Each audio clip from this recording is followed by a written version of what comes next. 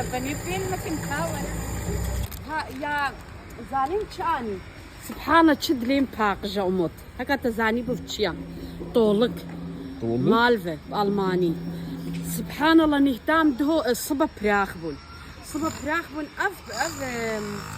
اف طولك جيا براخا يعني بليوي مهت حياتك خدا بلي طولكي نكرنا براخ ازينو صبا بيتفاق شيء Nee, heute Deutschland Baustelle. عرف خد يا حساس سريع ما تشوفهم كربون وزاني قالك جمرياس كن اموت بيجن خالتي كما كيجان برنجي وكيجان برنجي تكون خبروي من نخشه زاني إيرو أفضل شتكانا ما هات يده أوروا وزاني أبدا بالدو فرنج هالباي ميزنا جا غلاسو جي خوش تراب خدي ارتقز نما يا غلاسو زيدتين ارتق فيتين از علمي ما في برنجي خد دقيش كل يوركوغلو يعني براستي المرقاوة خوشكا مي الباي چندايا بيني 10 Euro nur kosten. 5 Kilo 10 Euro. Ja, normalerweise 13 Euro, ja, aber Euro anine 10 Euro.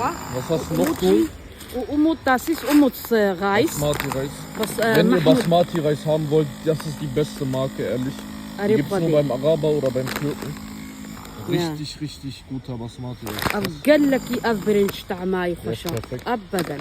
تمام ده هاي دي مقاوفة وكل جاء من هاد شمالي ماسي هاتونا منما بنياي تازة عربك ماسيا دي الدبيبت كاني هذا وقتي بايزيوا أما نها نبها مواخلاص بقول تمام ده هاي دي خاطري وزي تاخد مع عربي ودي دامج شمالي